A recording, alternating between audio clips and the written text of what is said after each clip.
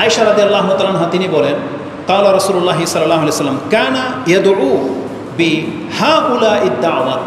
রাসূলুল্লাহ সাল্লাল্লাহু আলাইহি ওয়াসাল্লাম যখন দোয়া করতেন আল্লাহর কাছে, তিনি এই ভাষায় দোয়া করতেন, আল্লাহুম্মা ইন্নী আউযু বিকা মিন ফিতনাতিন নারি ওয়া মিন আযাবিন নার ওয়া মিন ফিতনাতিল কবরি ওয়া মিন আযাবিল কবর ওয়া মিন শাররি ফিতনাতিল গিনা ওয়া শাররি ফিতনাতিল ফকর ওয়া মিন শাররি ফিতনাতিল মাসীহিদ দাজ্জাল।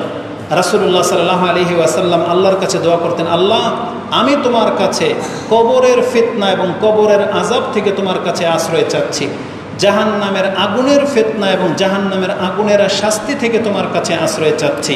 আল্লাহ আমি তোমার কাছে ধন সম্পত্তির ফিতনা এবং অভাবের ফিতনা থেকে তোমার কাছে আশ্রয় চাচ্ছি, ভালো এবং মন্দর ফিতনা থেকে, এবং আমি তোমার কাছে দাজ্জালের ফিতনা থেকে আশ্রয় চাচ্ছি। তাহলে এখানে ফিতনা শব্দটা আসছে, আবার আযাব শব্দটা আসছে, বোঝা যাচ্ছে যে আযাব মানে শাস্তি আর ফিতনা মানে বিপর্যয়। তার মানে কবরের মধ্যে একজন ব্যক্তি যেমন শাস্তিও পাবে, আবার সে বিভ্রান্ত হবে, তাকে অনেক ভয় দেখানো হবে, এটা হচ্ছে কবরে। জাহান্নামের আগুন যেমন শাস্তি তেমন হচ্ছে অসহ্যকর, এটা আপনার সহ্য হবে না, এই জন্য ফিতনা বলা হয়েছে। দাজ্জালের মধ্যে দুইটা জিনিস আছে, দাজ্জাল আপনাকে আঘাত করবে, আবার দাজ্জাল আপনাকে সবচেয়ে বেশি ক্ষতি করবে, এই জন্য দাজ্জালকে ফিতনা বলা হয়েছে।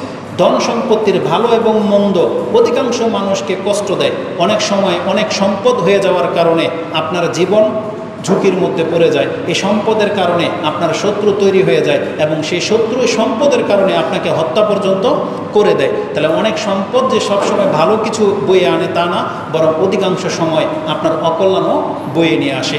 এই জন্য রাসূলুল্লাহ সাল্লাল্লাহু আলাইহি সাল্লাম তিনি আল্লাহর কাছে দোয়া করতেন, মিন শাররি ফিতনাতিল গিনা ও শাররি ফিতনাতিল ফকর, আল্লাহ আমি অধিক সম্পত্তির ফিতনা থেকে তোমার কাছে আশ্রয় চাই এবং এমন দরিদ্র হওয়ার ফিতনা থেকে তোমার কাছে আশ্রয় চাই যেই দরিদ্র ব্যক্তি হারাম খেতে লিপ্ত হয়ে যায়।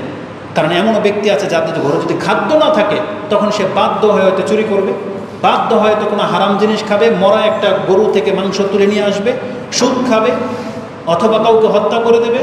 মানে মানুষ যখন অভাবে পড়ে তখন এই কাজগুলো তার ঘটে, তখন সে একটা হারাম চাকরি পেলে সেটাই করে।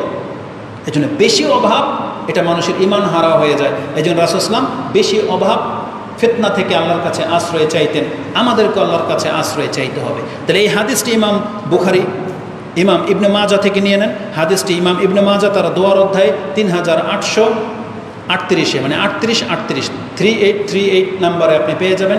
যদিও হাদিসটি বুখারী মুসলিমে আছে, কিন্তু এই জায়গাতে ফিতনা এবং আযাব পাশাপাশি শব্দ থাকার কারণে এই হাদিসটা আমি আপনার কাছে পেশ করেছি। তাহলে এই পুরো আলোচনায় আমি আপনাকে যেটা বোঝাতে চেয়েছি, রাসূল বলেছেন এই কিয়ামতের পূর্বে পৃথিবীতে ফিতনা ব্যাপকভাবে বেড়ে যাবে। আর কোন কোন অর্থে বেড়ে যাবে এটা আপনার জন্য একটা শাস্তির কারণ, মানে পৃথিবীতে শাস্তি আপতিত হবে। তারপরে পৃথিবীতে বিপদ আপদ বেড়ে যাবে, তারপরে বিপর্যয় দেখা দেবে। এমনকি রাসূলুল্লাহ সাল্লাল্লাহু আলাইহি সাল্লাম বলেছেন বিকালবেলা একজন ব্যক্তি মুসলিম থাকবে, কিন্তু রাতের বেলা তার সাথে এমন কিছু ঘটবে সে তারপরের দিন কাফের হয়ে যাবে। আবার দিনের বেলা একটা ব্যক্তি মুসলিম ছিল, সন্ধ্যায় এমন কি ঘটবে রাতে সে কাফের হয়ে যাবে। এমনটা বিপর্যয় ছেয়ে যাবে এই পৃথিবী।